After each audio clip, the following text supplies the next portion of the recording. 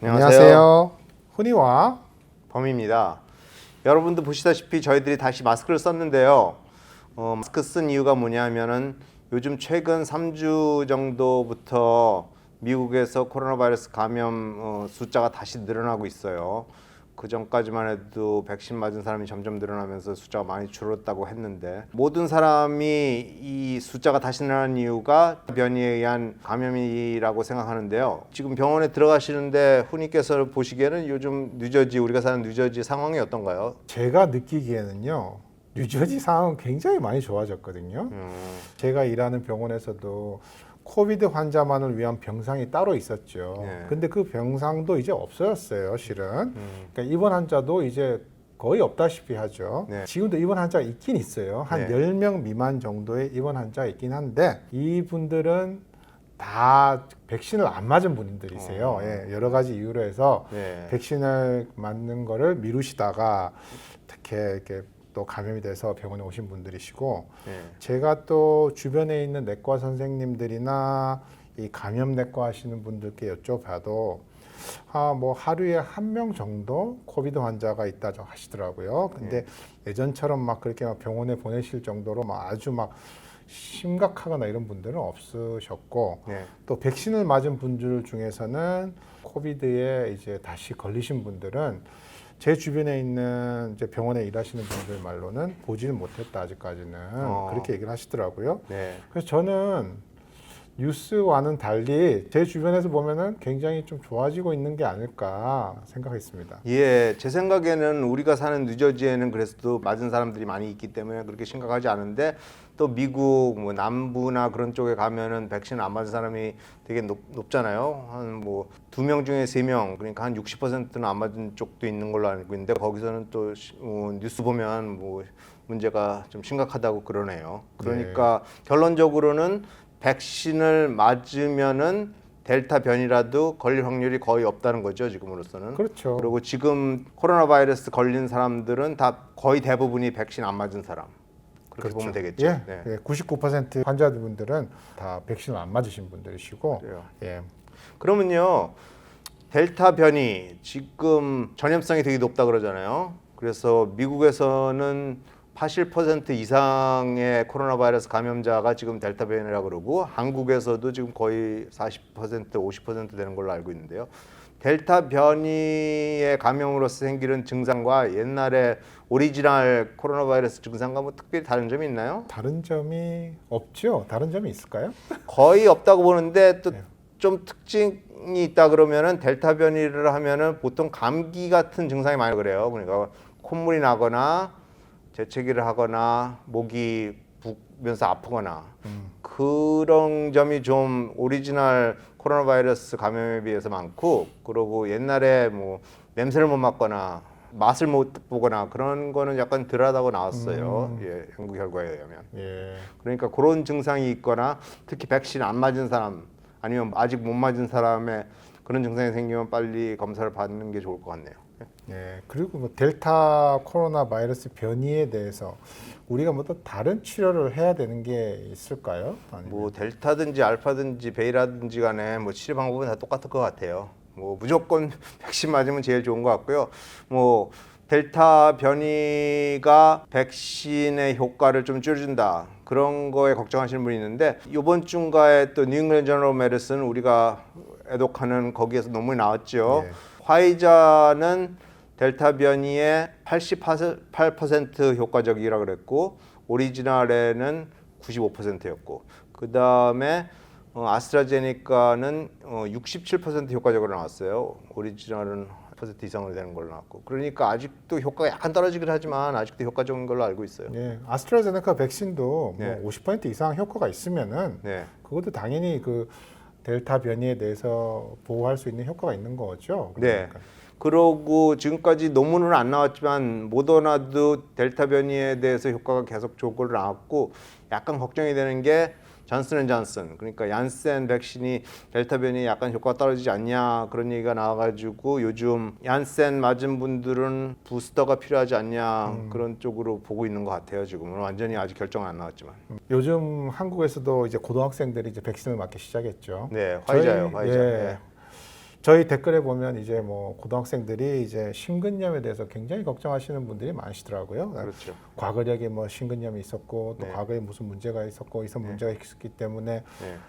화이자 백신을 맞아도 되나요? 뭐 이런 묻는 게 많던데요. 네, 그렇죠. 특히 오늘 신문 보니까 7월 27일, 오늘이 26일이죠. 보니까 뭐 어느 20대 군인이 화이자 백신 맞고 사망했는데 뭐 부검 검사의 결과에 의하면은 뭐 심근염으로 판정이 나왔다 그래가지고 많은 분이 걱정하시는데 그거에 대해서 좀 그건 굉장히 좀 의아한 것 같아요 보니까. 예. 미국에서는 많은 고등학생들뿐만 아니라 중학생들까지 지금 백신을 맞았는데 지난번 저희가 또 그 말씀드렸던 그 데이터에 의하면은 네. 그 심각한 심근염 없었거든요. 네. 그리고 심근염 자체를 진단하기가 너무 힘들거든요. 다 우리가 다른 진단을 다 배제하고 나서 네. 아마도 심근염일 것이다라고 이렇게 추정 진단을 했던 거였는데 그게 이제 확률이 뭐 0.1% 정도 네. 백신 맞은 분들에서 그래서 굉장히 미미했을 뿐만 아니라 그분들이 또 대부분 다 그냥 소염제 치료만으로 다 회복되셨어요. 네.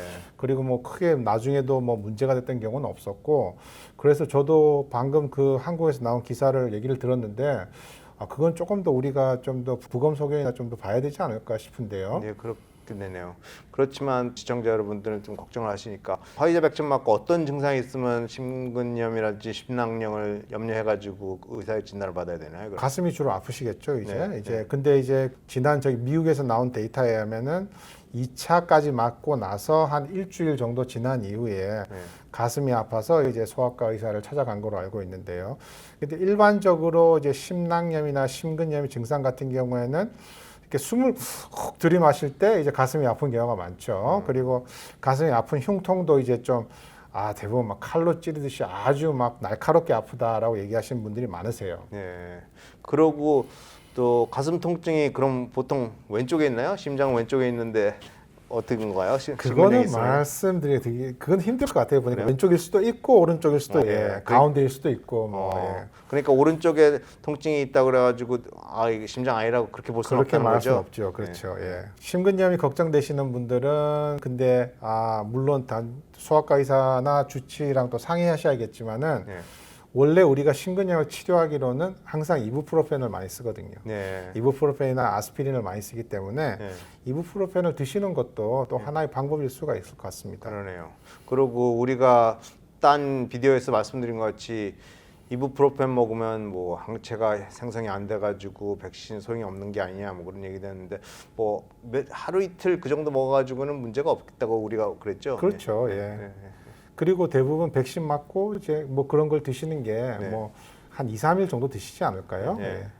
그 어떤 경우에 이부프로펜을 드셔야 되는가? 그리고 어떤 경우에 타이레놀을 드셔야 될지 그리고 그걸 드신다면 얼마나 또 오래 드셔야 될지 그리고 이부프로펜이나 타이레놀이 어떤 부작용이 있어가지고 또 내가 뭘 또 잘 관찰해야 될지에 대해서 질문이 많으셨는데요. 네. 그에 대해서는 어떻게 생각하세요? 그래요. 다시 복습하는 거죠. 지금 우리가 그거에 대한 동영상을 따로 옮겼으니까. 그래서 우리가 결론적으로 말한 거는 특히 미국 CDC에서는 백신 접종 후 뭐 미열이라든지 전신 근육통이라든지 뭐 그런 몸살 기운이 있으면은 타일러놀이 아세타미노펜이죠. 성분이. 그리고 이부프로펜은 비스테로이드성 소염제의 가장 대표적인 약이죠. 가장 많이 쓰는 약들. 그러니까 이것 먹든지 저거 먹든지 뭐 큰 상관이 없다고 CDC에서는 그랬어요. 미국에서는. 그런데 특히 한국에 있는 여러분들은 되게 관심이 많아가지고 타이레놀을 먹어야 되냐, 이부프로펜을 먹어야 되냐, 뭐 그거 갖고 뭐 여러 가지 설이 있어가지고 이게 좋다는 사람이 있고 저게 좋다는 사람이 있다는데 저희가 말씀드릴 거는 뭐 백신 접종 후 증세를 위해서 뭐 2, 3일 정도 먹어가지고는 뭐 크게 문제가 없다고 보고요. 명심하셔야 될 거는 타일러놀을 많이 먹으면은 간에 문제가 생길 수가 있고요. 이부프로펜은 신장이 안 좋은 사람이면 안 먹는 게 좋고요. 또 이부프로펜을 좀 먹으면은 위장장애가 생기는 사람이 있고요. 그거만 조심하시면 될 것 같아요. 뭐 여러 가지. 그런데 그런 심각한 부작용들은 네. 장기 복용했을 때 나타나는 거잖아요. 네, 주로. 주로 그렇죠. 예. 그- 그렇지만 신장이 안 좋은 사람은 뭐 한두 번 먹어도 문제는 생길 수는 있겠지만 예. 예. 특히 이부프로펜. 예. 그래서 너무 그거에 대해서 민감하게 생각하실 필요는 없을 것 같아요, 내 생각에는. 그리고 만약에 네. 백신 접종하고 나서 네. 불편한 게 있으시면은 네. 억지로 참을 필요는 없는 거잖아요. 네. 그렇죠. 예. 근육통이나 뭐 예. 열이 나는데 예. 아 내가 이걸 약을 안 먹고 그냥 참겠다 이틀 동안 예. 그거는 또 별로 안 좋은 생각 예, 아닐까요? 그렇죠. 그렇다고 또 증상도 없는데 약을 먹을 필요는 없고요. 뭐 예방 차원으로 먹을 필요는 전혀 없어요. 약이라는 게 증상을 호전시키기 위해서 먹는 거니까 증상 없는데 일부러 먹을 필요는 없고요. 또 며칠 약을 먹어도 증상이 심각하게 안 난다. 그러면은 너무 그런 약에만 의존하지 말고 한번 의사와 상담을 하는 게 더 안전한 방법이죠. 예. 아 그리고 또 어떤 분이 또 댓글에 그렇게 올려놓으셨더라고요. 스테로이드를 복용하고 계신데 그거를 계속 더 많이 드시면 어떠냐. 만약에 그래요? 우리가 스테로이드는 정확하게 데이터가 없고 스테로이드는 또 아주 강력한 면역 억제제이기 때문에 네. 제 생각에는 원래 드시던 분들은 쭉 드신다 그러시더라고요 보니까. 근데 이제 굳이 스테로이드를 백신 접종하고 나서 생기는 여러 가지 이런 반응들을 치료를 위해서 드신다는 거는 좋은 생각은 아닌 것 같습니다. 예, 아니죠. 그리고 뭐 이제 저는 뭐 실은 알파, 베타, 감마 이거 다 이제 뭐 따라갈 수도 없어요. 뭐 네. 델타도 있고 이제 람다도 더 얘기를 하던데요. 람다 변이라는 게 또 나왔죠. 람다 변이는 원래 페루에서 발견됐다 그래요. 그게 발견된 지가 꽤 오래됐어요. 거의 1년 됐어요. 작년 8월 2020년 8월에 생겼는데 그렇게 많이 퍼진 것 같지는 않아요. 미국에도 뭐 발견됐다 그러는데 지금 델타가 뭐 80%, 90% 되는 거에 비해서 람다는 거의 퍼센트를 따라서 뭐 몇 퍼센트밖에 안 되는 것 같은데 그래서 큰 염려할 건 없는데 약간 언론에 탄 건 뭐냐면은 어떤 연구 결과 그러니까 배양 세포를 사용해서 접시에서 하는 연구예요. 인체로 사용한 게 아니고 그런 연구에서 보니까 람다 변이가 백신을 맞고 생긴 항체를 약간 무력화시킨다 그런 결과 나왔어요. 그러니까 무력화시키는 거 보면 어쩌면은 백신의 효과가 약간 줄어들지 않을까 그렇게 보고 있는데요. 아직 임상 실험이나 사람한테서 나오는 거는 없으니까 그리고 람다가 뭐 퍼진 게 아니니까 너무 염려하실 건 없을 것 같아요. 그렇지만 항상 두고 봐야죠. 빨리 백신을 맞아가지고 변이가 생기는 걸 방치지 않으면 진짜 심각한 변이가 생길 수 있기 때문이죠. 그렇죠. 네. 근데 이런 변이들이 실은 네.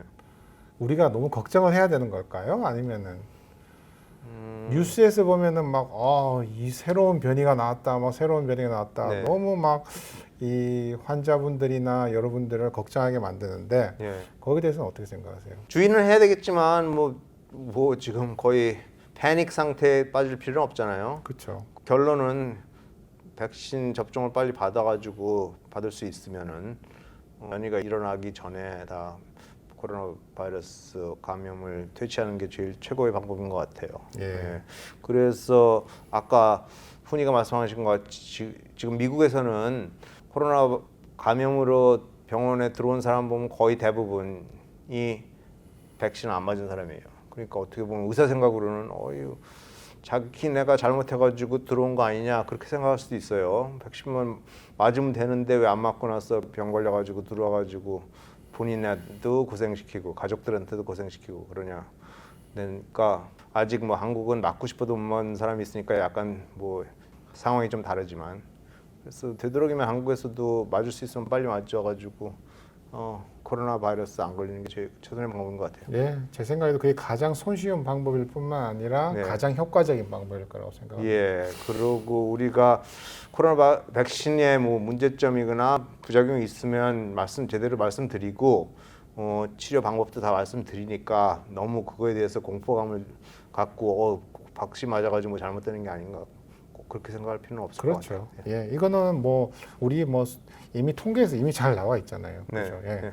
그 백신을 맞아서 뭐 어떤 뭐 부작용이 생길 확률은 너무 미미하지만은 그 코로나 바이러스에 감염이 되는 경우에는 아주 중증이나 사망에 이를 확률이 너무 높기 때문에 제 생각에는 뭐 백신을 맞는 게 훨씬 더 이익이라고 생각합니다. 네. 지금까지 훈이와 범이었습니다. 감사합니다.